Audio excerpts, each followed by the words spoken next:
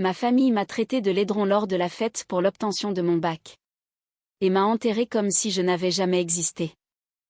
11 ans plus tard, je suis entrée au mariage de ma sœur et son fiancé a posé la seule question qui l'a détruite devant tout le monde. Lorsque le marié s'est retourné à son propre mariage et a prononcé mon nom, pas pour s'adresser à Margot, ni à qui que ce soit d'autre, mais à moi, à travers un domaine viticole rempli de 200 invités. J'ai ressenti quelque chose que je ne m'étais pas autorisée à ressentir. Depuis 11 ans. Être vue. Pas prise en pitié, pas rejetée, pas mesurée aux pommettes de ma sœur pour être jugée insuffisante. Juste vue, par un homme qui n'avait aucune idée qu'il était sur le point de faire exploser tous les mensonges que ma famille avait mis une décennie à construire soigneusement autour de mon absence. Il faut que je revienne en arrière, car le mariage, l'expression sur le visage de ma mère, la façon dont les doigts de Margot sont devenus blancs en s'agrippant au bras de Maxime, le mot unique que Maxime a demandé à mon père et qui a fait taire tout le domaine. Rien de tout cela n'a de sens sans la fête qui a tout déclenché. Cette célébration qui était censée m'être dédiée, mais qui ne l'a jamais vraiment été. J'avais 18 ans, je me tenais dans le jardin de mes parents dans une robe bleue que j'avais dénichée sur un portant d'articles en solde chez Kiabi pour 14,99 €. Je me souviens du prix parce que j'avais économisé pour me l'offrir moi-même, en emballant les courses à l'hypermarché Auchan de Mériadec depuis mes 16 ans.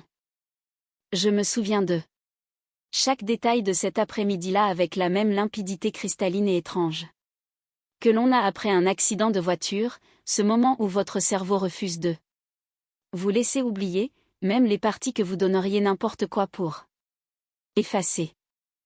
Une bourse d'excellence intégrale pour la faculté de médecine de Paris Descartes. Une prise en charge totale, pas un prêt étudiant, pas une bourse partielle. Chaque centime couvert, avec en plus une petite allocation pour les livres.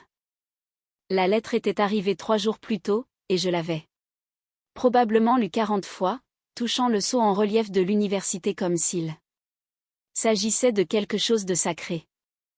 Ma conseillère d'orientation, Madame Martine Dubois, 22 ans de carrière dans l'enseignement public, le genre de femme qui se souvenait du nom de chaque élève lors des réunions d'anciens, avait appelé personnellement à la maison. Elle avait dit à ma mère que c'était l'un des dossiers les plus brillants qu'elle ait jamais vu sortir de notre académie. Ma mère avait répondu, c'est gentil. Puis, elle avait commencé à organiser la fête.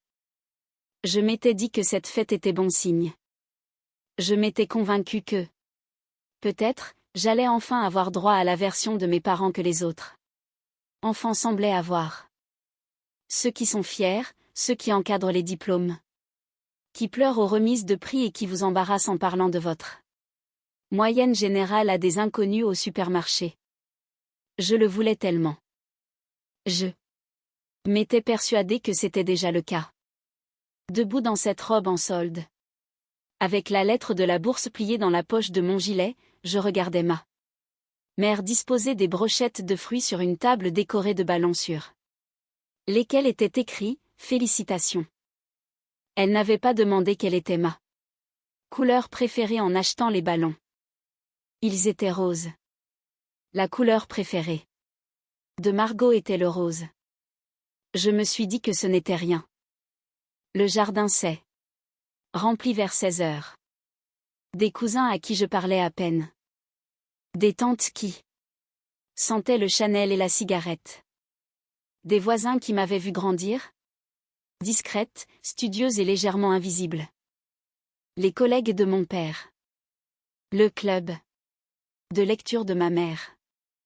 Tout le monde mangeait la nourriture que ma mère avait passé 2 jours à préparer, et c'était une cuisinière véritablement merveilleuse, je dois lui accorder ça. Ça discutait, ça riait, ça gravitait autour de moi comme si j'étais un meuble qu'on avait déplacé sans consulter la pièce. Margot circulait dans la fête comme si elle était née pour ça. Elle avait 16 ans, mesurait déjà 1,75 m, avec ce genre de beauté sans effort, d'un blond miel, qui fait dire aux adultes des choses comme « tu devrais être mannequin », et ce, en le pensant comme un compliment plutôt que comme une formule de politesse. Elle m'avait prise dans ses bras à mon arrivée en disant « Félicitations, Cam ». Et j'avais ressenti une véritable chaleur pendant environ 90 secondes avant de remarquer qu'elle portait une nouvelle robe d'été, que ma mère lui avait manifestement achetée pour l'occasion. Personne ne m'avait proposé de m'acheter une robe. Je me suis dit que ce n'était rien, ça non plus. Puis ma mère m'a vraiment regardé comme elle le faisait parfois. Comme si elle effectuait un inventaire silencieux, et elle a soupiré. Pas un soupir de fatigue, un soupir de déception. Le genre qui s'accompagne d'une légère trace de quelque chose qui ressemble à du regret. Au moins, elle est intelligente, a-t-elle dit à ma tante Sylvie assez fort pour que le groupe de personnes le plus proche d'elle l'entende. Dieu sait que la beauté l'a ignorée. Mon père a ri dans sa bière. Margot a penché la tête sur le côté. 16 ans, et elle avait déjà appris à planter un couteau avec le sourire. On dirait la prof remplaçante de quelqu'un, a-t-elle lancé. Le jardin a ri. Pas tout le monde. Il y avait des gens qui ont détourné le regard, qui ont examiné leur assiette, qui ont trouvé soudainement très intéressant ce qui se passait près du bol de punch. Mais suffisamment de monde a ri. Suffisamment pour que le son me frappe comme quelque chose de physique, comme une vague qu'on ne voit pas venir. Et je me tenais là, dans ma robe en solde à 14,99 €, tenant une lettre de bourse qui représentait 4 années de session de révision à 4 heures du matin et chaque activité extrascolaire que j'avais entassée sur mon dossier d'inscription, et j'ai pensé, c'est ça, la célébration. J'ai entendu ma propre voix, calme et assurée d'une manière que je n'avais pas prévue. Pourquoi dirais-tu une chose pareille? Le sourire de ma mère n'a pas disparu. Il s'est plutôt rétracté, comme une lame rentrant dans son manche. Ne sois pas si dramatique. On plaisante. Ce n'était jamais une plaisanterie quand j'étais la cible. Je n'ai pas pleuré. Je veux être claire à ce sujet, parce que la version de cette histoire que ma famille a racontée pendant des années impliquait beaucoup de larmes de ma part, mon instabilité, mon hypersensibilité. Je n'ai pas pleuré. J'ai souri à quelques parents, j'ai mangé la moitié d'une assiette, j'ai regardé les bougies s'allumer sur un gâteau où il était écrit Camille en glaçage bleu, et j'ai pensé avec un calme étrange, je pars dans 2 semaines, et je ne crois pas que je reviendrai. Je suis partie 2 semaines plus tard, avec 2 valises et 312 € de mon boulot chez Auchan, maintenus ensemble par un élastique au fond de mon sac à dos. Ma colocataire à l'université était une fille de l'île nommée Léa, qui parlait dans son sommeil, préparait d'excellents ramen, et est devenue au fil de ces 4 années ma première véritable preuve que la famille de cœur était une chose qui existait réellement. Mes parents ne m'ont pas accompagnée en voiture. Ma mère a dit qu'ils avaient prévu d'emmener Margot visiter des écoles de danse ce week-end-là. Elle l'a dit comme s'il s'agissait d'un impératif logistique, plutôt que d'un choix.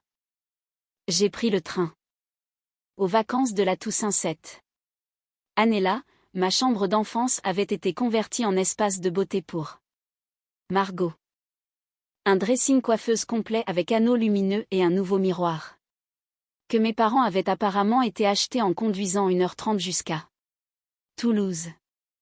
Je le sais parce que ma cousine Juliette, qui ne possédait ni la cruauté ni le tact en quantité suffisante pour garder le silence sur ce genre de choses, m'a envoyé une photo avec la légende « T'étais au courant de ça ?» Je ne l'étais pas. À Noël, mon nom avait disparu de la carte de vœux familiale. Je l'ai découvert de la même manière. Juliette, qui aurait véritablement dû être journaliste, m'envoyant une photo de la carte de vœux de la famille Moreau. Mettant en scène mes parents, Margot et le Golden Retriever de la famille. Noisette, posant devant un sapin décoré. 4 sujets, pas 5. J'ai fixé cette photo pendant un long moment. Puis j'ai posé mon téléphone face contre table et je suis retournée réviser mes partiels. L'été suivant, des proches avaient commencé à parler de moi au passé. Ma tante Sylvie avait dit à quelqu'un, lors d'une fête pour le 14 juillet, selon les rapports de plus en plus détaillés de Juliette, que Camille était partie à Paris et avait juste sorte de disparu de la famille, comme si j'étais un brouillard, comme si je m'étais évaporée. J'ai arrêté d'appeler. J'ai arrêté d'envoyer des textos pour les anniversaires.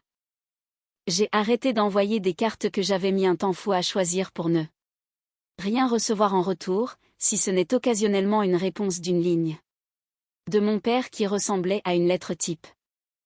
J'ai arrêté de mendier la version de que je voulais et j'ai accepté, avec l'épuisement particulier de quelqu'un qui a enfin fini de faire le deuil de quelque chose qu'il n'obtiendrait jamais, que c'était simplement ce qu'ils étaient, et j'ai avancé.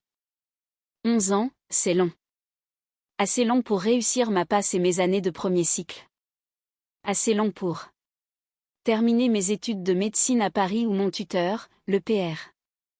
Jean-Pierre Mercier, chef du service de chirurgie plastique et reconstructrice, 15 ans d'expérience en tant que titulaire, la personne la plus précise et exigeante pour laquelle j'ai jamais travaillé, mais aussi la meilleure, m'a dit pendant ma 3e année que j'avais un instinct qui ne s'enseignait pas. Assez long pour achever mon internat à l'hôpital Saint-Louis à Paris, me spécialiser en chirurgie reconstructrice, passer mes journées à reconstruire ce que le feu, les traumatismes et les accidents avaient détruit. Je reconstruisais des visages. Je sais que ça sonne dramatique, presque cinématographique, mais c'était la réalité.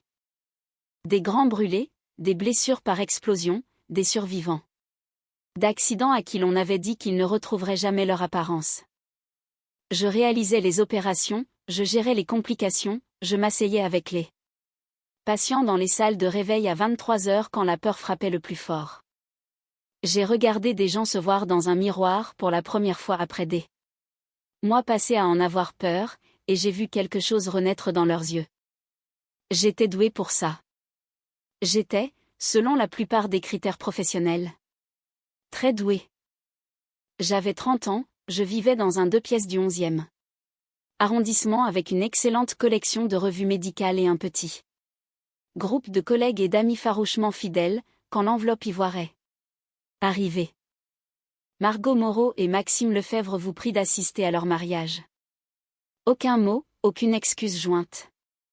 Aucune explication concernant le fossé de 11 entre la dernière fois où mes parents m'avaient incluse dans une carte de Noël et ce moment où mon nom avait apparemment été rappelé à leur mémoire et imprimé en lettres soignées et en relief sur du papier ivoire. Juste. L'invitation, le lieu, un domaine viticole près de Saint-Émilion. La date, 1. Samedi de fin septembre, un carton de réponse avec une case à cocher pour le saumon ou le poulet. Je l'ai posé sur le comptoir de ma cuisine et je n'y ai pas touché pendant 3 jours. Ma collègue et amie la plus proche, le docteur Inès, chef de clinique en chirurgie reconstructrice, 32 ans, la personne la plus douée d'intelligence émotionnelle que j'ai rencontrée en médecine, l'a trouvée là. Quand elle est passée jeudi soir.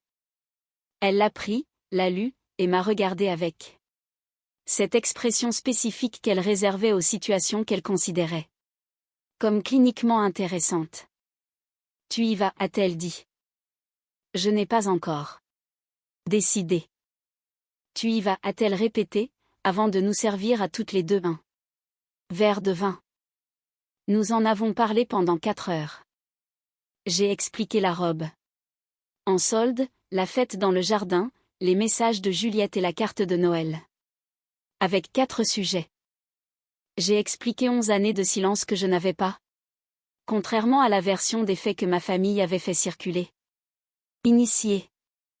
Inès a écouté comme elle le faisait toujours, complètement, sans combler les silences, sans feindre l'empathie. Quand j'ai eu fini, elle est restée silencieuse un instant puis a dit, « Tu as passé 11 ans à devenir le docteur Camille Moreau. Je pense que tu devrais y aller pour le leur rappeler. » J'ai coché la case pour le saumon sur le carton réponse. J'ai trouvé la robe dans une boutique du Marais. Vert émeraude, cintrée à la taille, le genre de coupe qui exige de se tenir droite et qui ne pardonne pas. Elle m'a coûté plus cher que mon premier mois de loyer étudiant. Je l'ai acheté sans hésiter, ce qui pour moi, une personne qui avait un jour passé 45 minutes dans une file d'attente chez Kiabi à devoir choisir entre 2 paires de chaussettes, était en soi une sorte de déclaration. J'ai pris le TGV pour Bordeaux le vendredi précédent le mariage et j'ai pris une chambre dans un hôtel du centre-ville. Je n'ai pas appelé mes parents. Je suis restée allongée dans le lit d'hôtel cette nuit-là, avec les bruits de la ville remontant par la fenêtre, et j'ai ressenti quelque chose que je ne pouvais pas nommer immédiatement. Ni de la nervosité, ni de l'anticipation. Quelque chose de plus ancien que ça, quelque chose qui vivait au fond de ma poitrine depuis une fête de jardin il y a 11 ans. Silencieux et patient, attendant le moment où il pourrait enfin s'exprimer. Le domaine viticole était véritablement magnifique. Des collines douces teintées de l'or du début de l'automne, une tente blanche illuminée de guirlandes douces, des tables rondes avec des centres de table qui coûtaient probablement plus cher que mon premier semestre à la fac. Je suis arrivée précisément à l'heure, seule, et j'ai franchi l'entrée principale comme si j'entrais dans n'importe quelle autre pièce. Je suis chirurgienne. Je suis entrée dans des blocs opératoires pour réaliser des interventions comportant un risque réel de complications graves. Et j'ai été assez calme pour faire la première incision sans que mes mains ne tremblent. Je peux très bien faire mon entrée à un mariage. J'ai senti ma mère avant de la voir. La façon dont l'air changeait près d'elle. J'en étais consciente depuis mon enfance. Un instinct animal forgé par des années passées à surveiller ses humeurs pour ma propre sécurité. Je me suis retournée et je l'ai trouvée debout à environ 5 mètres, avec un sourire qui s'est figé à la seconde où ses yeux ont rencontré mon visage. Le sourire n'a pas disparu. Il s'est juste arrêté, comme une horloge qu'on aurait mise sur pause plutôt qu'éteinte. Sa main, tenant une flûte de champagne, est devenue complètement immobile. Mon père s'est arrêté de parler au beau milieu de sa phrase avec l'homme à côté d'eux. Lui. Ses yeux m'ont parcouru avec l'expression particulière de quelqu'un essayant de réconcilier 2 informations contradictoires. Je leur ai adressé à tous les 2 un petit sourire posé. Aucun d'eux ne s'est avancé vers moi. Aucun d'eux n'a prononcé mon nom. J'ai continué à marcher. J'ai trouvé une place vers le fond, j'ai fait un signe de tête à un cousin que je reconnaissais vaguement. Et j'ai observé la salle. C'était le genre de public qui respire l'argent et l'effort. Des femmes dans des robes sérieuses, des hommes dans des costumes bien coupés, un open bar qui tournait déjà à plein régime. Margot avait construit, de toute évidence, une excellente vie. Je ne ressentais rien de compliqué face à cela. Son malheur ne m'intéressait pas. J'étais simplement venue pour être présente, pour être indéniable, pour exister dans une pièce qui m'avait autrefois effacée. Puis j'ai vu Margot être guidée vers l'entrée par une demoiselle d'honneur munie d'un talkie-walkie, et elle était, je serai honnête à ce sujet, sublime. Elle avait 27 ans et était devenue exactement la personne que son moi de 16 ans avait promis de devenir. Une posture parfaite, radieuse sous son maquillage de mariée. La robe était extraordinaire. Elle m'a vue de l'autre bout de la pièce.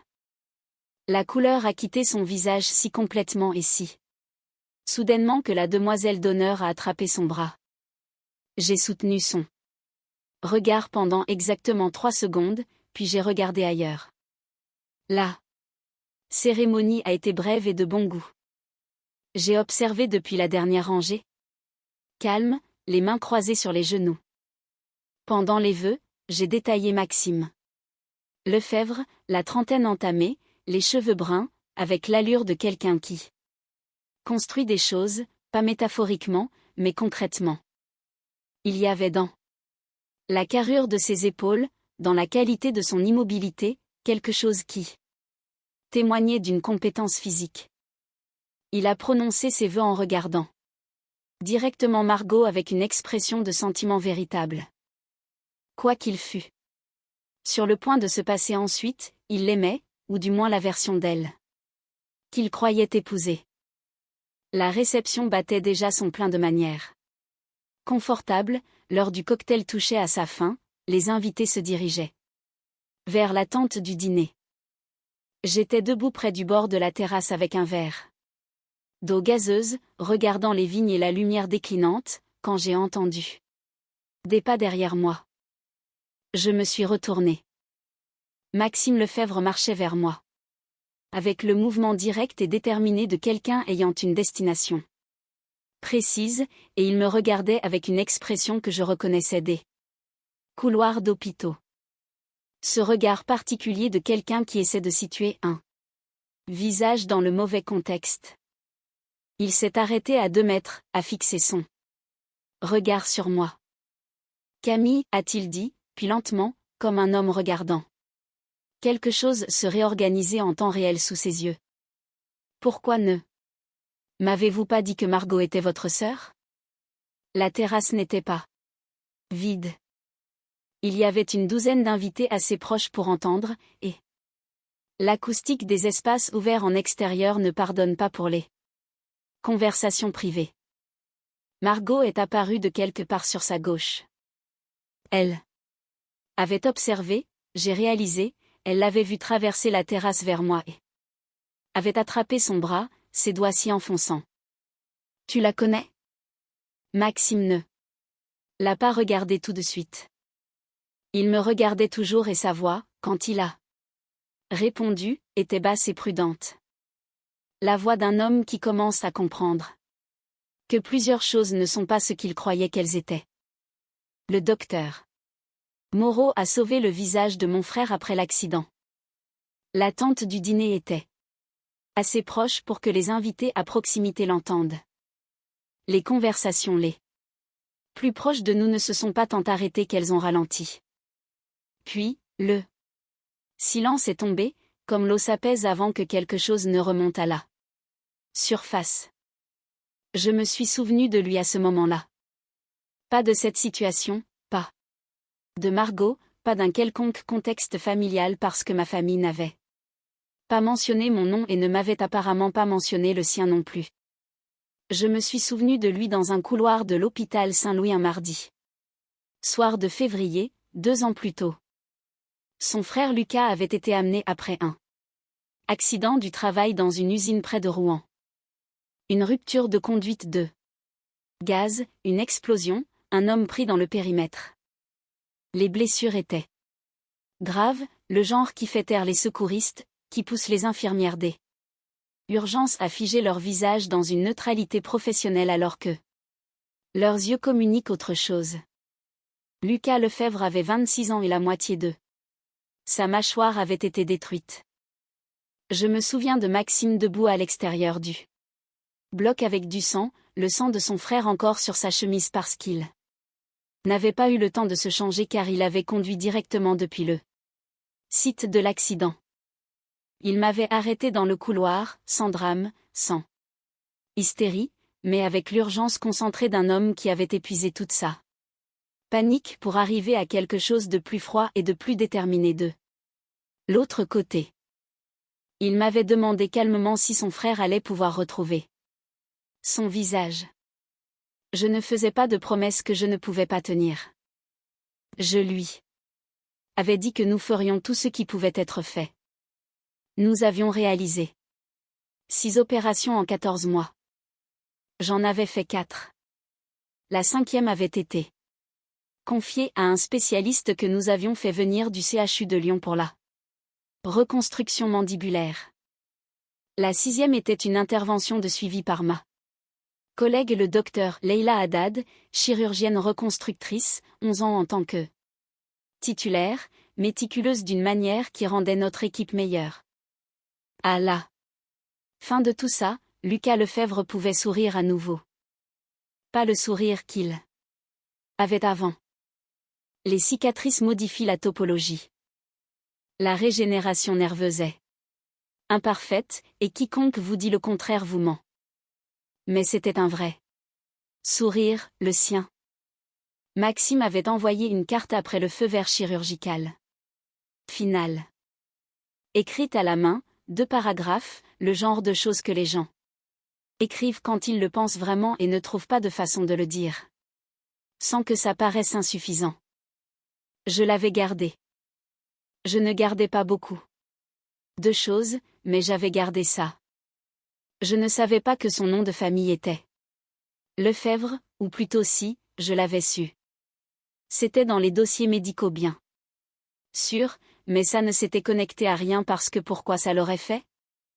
Margot n'avait jamais mentionné de Maxime, et ma famille n'avait mentionné mon nom à personne dans leur vie, apparemment, sauf pour servir de mise en garde.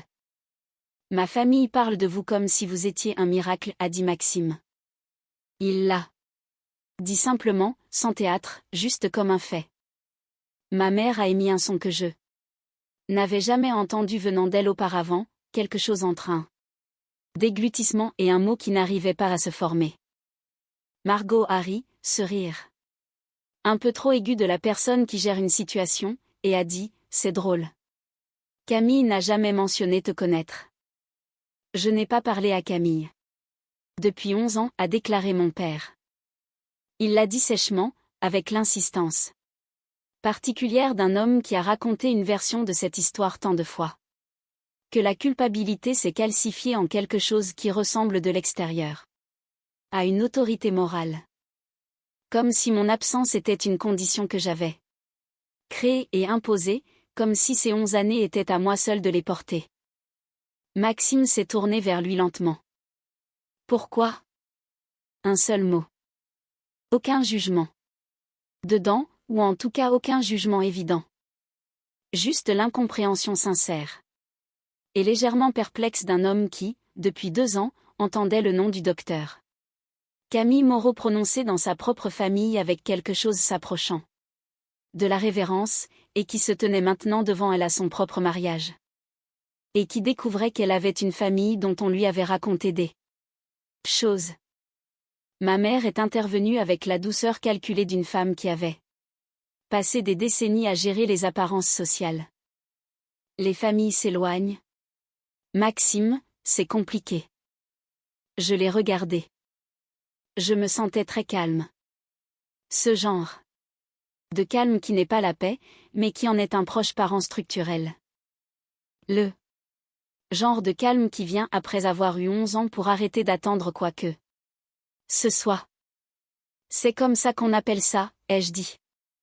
Les yeux de Margot sont devenus durs. Ne fais pas d'esclandre à mon mariage. Je ne fais rien du tout, ai-je répondu. Ton fiancé a posé une question. Maxime est resté silencieux un instant. Il a regardé mes parents. Puis Margot. Sa mâchoire s'est contractée d'une façon très spécifique, de la même façon qu'elle l'avait fait dans ce couloir d'hôpital quand la panique s'était dissipée et que la concentration avait pris le dessus. Quand il avait décidé de rester pour affronter les faits plutôt que de s'effondrer sous leur poids. Tu m'as dit, a-t-il lancé à Margot, que ta sœur était instable, qu'elle avait coupé les ponts avec la famille parce qu'elle était jalouse de toi. Les mots sont restés suspendus en l'air avec la lourdeur spécifique d'une chose qui a été dite suffisamment de fois pour être crue. Ma poitrine s'est serrée. Pas de surprise? Car je m'étais douté de quelque chose comme ça dans l'abstrait. Pas de douleur. Non plus, exactement, car la blessure était assez vieille pour être recouverte d'un tissu cicatriciel porteur d'une sorte de reconnaissance. Elle était là. L'histoire officielle, l'explication qui avait circulé pendant 11 ans parmi des proches parlant de moi au passé. Parmi des cousins recevant la version édulcorée. D'une famille qui m'avait effacée et qui avait besoin d'une raison au pourquoi. Camille était instable. Camille était jalouse. Camille est partie parce qu'elle était aigrie. Pas, nous l'avons rabaissée à sa propre fête de réussite. Pas, nous avons retiré son nom des cartes de Noël. Pas, nous avons transformé sa chambre avant même la fin de son premier trimestre. Camille. Ma mère s'est avancée vers Maxime avec l'expression qu'elle arborait lors des dîners. Difficile, chaleureuse, raisonnable, intérieurement furieuse. Ce n'est vraiment pas le moment, je pense. Maxime a parlé, et sa voix était devenue très basse, ce qui dans mon expérience n'est jamais la voix d'une personne calme, mais souvent celle d'une personne qui se contrôle. C'est exactement le moment. Parce que la femme que tu as décrite comme aigrie et brisée est la personne à qui mon frère doit d'avoir retrouvé sa vie. Des murmures ont parcouru les invités près de la terrasse. Pas le genre de murmure excité, quelque chose de plus inconfortable que ça. Le genre de murmure qui se produit quand les gens sont témoins de quelque chose de vrai et ne savent plus où poser les yeux. Le sourire de Margot s'est fissuré. Pas d'un seul coup. Par étapes, comme une structure soumise à une forte pression. Chaque point de rupture devenant visible. Avant que le suivant ne cède. Elle avait 27 ans et avait été toute sa vie celle qui sortait gagnante.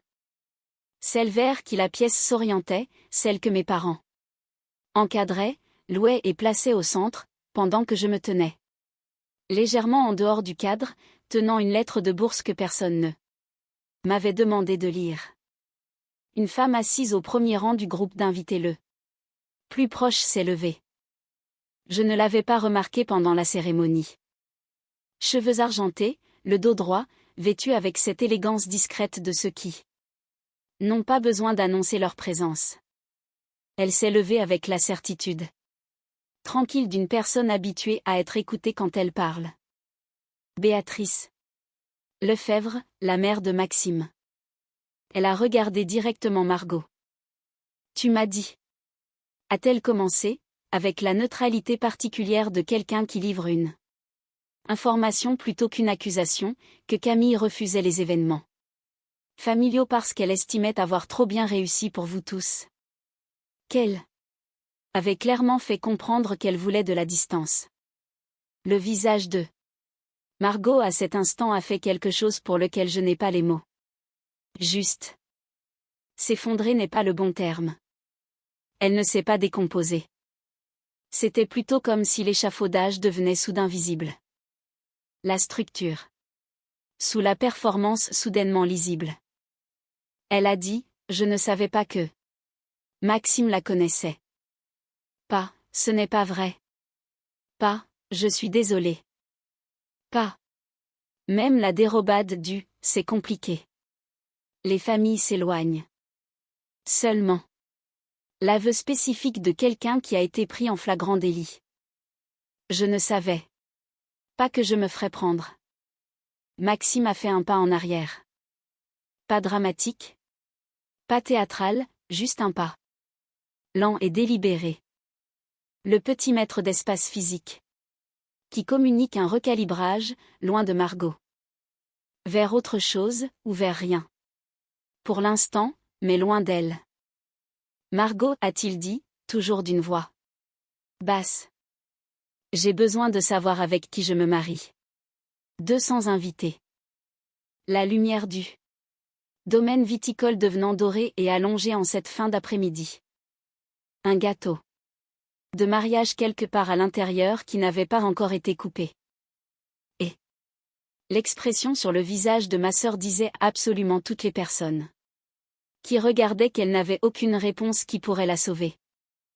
Je ne me suis pas sentie triomphante. Je veux que ce soit clair, parce que la version de cette histoire qui satisfait le plus les gens implique que je me sente triomphante, que je parte la tête haute pendant que Margot s'effondre. Ce n'est pas ce que j'ai ressenti. Je me suis sentie fatiguée. L'épuisement spécifique de quelqu'un qui porte une chose depuis très longtemps et qui a enfin, en public, été autorisé à la poser. Je me suis aussi sentie vue par une pièce remplie d'inconnus d'une manière dont je n'avais pas été vue à 18 ans par les personnes qui étaient censées m'aimer. Les quelques heures qui ont suivi ont été compliquées. Professionnellement parlant, le témoin de Maxime, un homme d'apparence pragmatique nommé Antoine, a rapidement matérialisé la situation et a entamé l'opération de contrôle des dégâts. Les invités ont été raccompagnés à l'intérieur. Béatrice Lefebvre s'est assise avec son fils dans un coin tranquille du domaine pendant un très long moment. Mes parents sont venus me trouver par 2 fois. Ma mère avec le regard de quelqu'un préparant une version officielle des faits, mon père avec le regard de quelqu'un qui avait posé la question. Pourquoi, en un seul mot et qui essayait maintenant d'en évaluer le prix. Je n'ai pas été cruel envers eux. Je veux que cela soit consigné car la cruauté aurait été facile et aurait brièvement donné une sensation de pouvoir. J'ai dit à ma mère, calmement et sans faire de scène, que je n'avais pas coupé les ponts avec la famille, que la famille avait coupé les ponts avec moi et que j'avais 11 années d'un silence à sens unique à disposition comme preuve si elle souhaitait revoir la chronologie. J'ai dit à mon père que j'espérais sincèrement qu'il se portait bien. Puis je me suis éloignée et je n'y suis pas retournée. Le mariage, à ma connaissance, ne s'est pas déroulé ce soir-là comme prévu. Antoine a envoyé un SMS à un cousin de Maxime, qui a envoyé un SMS à Juliette, qui m'a envoyé une série de messages à 23h47 que j'ai lus depuis mon lit d'hôtel avec un sentiment qui n'était pas tout à fait de la satisfaction et pas tout à fait de la tristesse, mais qui contenait des éléments des deux. Maxime et Margot étaient partis séparément. Le lieu avait été payé de toute façon. Le gâteau avait apparemment fini par être coupé par quelqu'un pour les invités restants, parce que 200 personnes avaient fait le déplacement et mangé du saumon, et qu'il semblait cruel de les renvoyer chez eux sans dessert. J'ai apprécié ce détail. Le gâteau. Quelqu'un avait pensé à couper le gâteau. Je suis rentrée à Paris en train le dimanche. Je me suis arrêtée pour prendre un café dans une brasserie de gare, posée sur un tabouret en sky avec un café qui avait attendu trop longtemps. Et je suis restée là pendant 20 minutes, seule avec ma tasse et le calme du dimanche, à réfléchir à cette chose que j'avais portée pendant 11 ans. Et à ce que j'allais exactement en faire maintenant que je l'avais posée. Inès m'a appelée. Je lui ai raconté ce qui s'était passé, la terrasse, la question de Maxime, Béatrice qui se lève, le pas en arrière. Elle a écouté sans interrompre, ce qui était son don particulier. Quand j'ai eu fini, elle m'a demandé « Comment te sens-tu » J'y ai réfléchi. La robe en solde, les rires. Dans le jardin, 11 années à ce qu'on parle de moi au passé. Le moment où Maxime Lefebvre a regardé mon père et a dit « Pourquoi ?» Avec l'incompréhension simple et sincère de quelqu'un qui avait passé 2 ans à croire que j'étais un miracle. J'ai l'impression de pouvoir refermer un dossier, ai-je dit. Elle est restée silencieuse un instant. Puis, c'est la réponse la plus urgente que j'ai jamais entendue. J'ai ri. Ça m'a surprise. La qualité authentique et désarmée de ce rire, qui remontait d'un endroit auquel je ne m'attendais pas. 3 mois plus tard, une carte est arrivée à mon bureau à l'hôpital Saint-Louis. Écrite à la main comme la première, de l'écriture de Maxime, que j'ai reconnue. Il m'a remercié, non pas pour quelque chose de dramatique, ni pour être venu, ni pour le mariage, ni pour la machinerie cosmique qui nous avait placés dans ce même domaine viticole ce samedi après-midi de septembre. Il m'a remercié pour son frère. Pour 4 opérations en 14 mois et le travail minutieux et sans glamour de réparer quelque chose de brisé. Il m'a dit que Lucas avait repris le travail, qu'il s'était fiancé, qu'il apprenait apparemment à faire des pâtes fraîches maison, ce qui semblait à Maxime être la preuve définitive de sa guérison. Il a écrit « Je ne sais pas ce que votre famille a raconté à la mienne à votre sujet au fil des années, mais je veux que vous sachiez ce que nous avons dit à la nôtre. Nous leur avons dit que vous étiez extraordinaire. Et nous le pensons toujours. J'ai gardé la carte un long moment, je l'ai posée à côté de la première dans le tiroir où je rangeais les choses que je ne voulais pas perdre. Puis je suis retournée travailler. J'avais une opération à 7 heures le lendemain matin. Un jeune de 23 ans nommé Mathis, manutentionnaire à Argenteuil, qui avait été pris dans un accident de machine ayant gravement endommagé le côté gauche de son visage. Il était terrifié et en colère, et il avait une mère qui était assise dans la salle d'attente sur une chaise en plastique et qui refusait de partir. Ni pour manger, ni pour un café, ni pour l'assistante sociale venue 2 fois lui proposer des choses. Avant d'entrer, je me suis arrêtée dans le couloir devant sa chambre. Je suis restée là un instant, avec cette immobilité particulière que j'avais développée au fil des années à faire ce métier. Pas de la méditation, rien de si organisé, juste un moment de présence avant que le travail n'exige tout de moi. Ensuite, j'ai enfilé mes gants et je suis entrée. C'est ça, le métier. On se présente, on fait le travail, on aide les gens à se regarder à nouveau dans un miroir. Ma mère a appelé 2 fois dans le mois qui a suivi le mariage. Je n'ai répondu aucune des 2 fois. Elle a laissé des messages. Des messages prudents, choisis avec soin, qui parvenaient à exprimer des regrets sans jamais concéder le moindre tort spécifique, ce qui était une réussite technique impressionnante et exactement ce à quoi je me serais attendue. Mon père n'a pas appelé. Juliette m'a envoyé un SMS un mois plus tard pour me dire qu'elle avait croisé mes parents lors d'une réunion de famille et que ma mère avait fait référence au mariage comme à une situation difficile, et que Margot, aux dernières nouvelles, vivait à Lyon et n'avait, pour autant que Juliette le sache, eu aucun contact avec Maxime depuis la nuit au domaine viticole. J'ai repensé à ça. À la chose que Margot avait dite sans le vouloir devant 200 personnes, je ne savais pas que Maxime la connaissait. Pas un démenti, pas des excuses, une défaillance logistique. Elle avait construit une version de moi et l'avait déployée sans vérifier si elle résisterait à la réalité. Et la réalité avait fini par fournir son propre test de résistance. Je n'ai pas appelé Margot. Je ne suis pas sûre de le faire un jour. Pas parce que je maintiens la blessure ouverte. Vraiment pas. J'ai fait trop de travail sur cette cicatrice particulière pour avoir envie de l'arracher.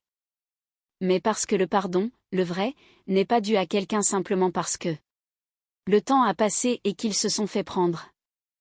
C'est quelque chose que j'accorde quand je suis prête, selon mes propres termes, parce que cela sert ma propre guérison plutôt que leur absolution. Peut-être un jour, peut-être pas. Ce que je sais, c'est ceci. J'avais 18 ans dans une robe en solde à 14,99 €.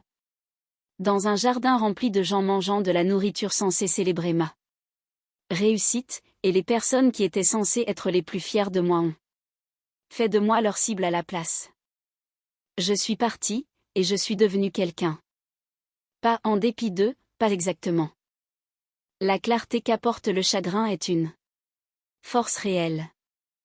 Et je me suis servi de la mienne. mais avec ce chagrin en parallèle, l'utilisant comme une sorte de carburant, brûlant en toile de fond. De chaque longue nuit en école de médecine, de chaque opération qui s'est prolongée de 4 heures, de chaque patient avec qui je me suis assise dans une salle de réveil à minuit parce que la peur était trop grande pour le laisser seul face à elle. Le docteur Camille Moreau, chirurgienne reconstructrice, Paris. J'aide les gens à se regarder à nouveau dans un miroir. Et dans un domaine viticole près de Saint-Émilion, un samedi de fin septembre, un homme nommé Maxime Lefebvre s'est retourné à son propre mariage et a prononcé mon nom devant une salle de 200 personnes. Pas devant la famille qui avait passé 11 ans à m'effacer, mais à mon sujet, avec la voix qu'on utilise pour dire une chose vraie. Et le gâteau n'avait même pas encore été coupé. C'est suffisant. C'est plus que suffisant.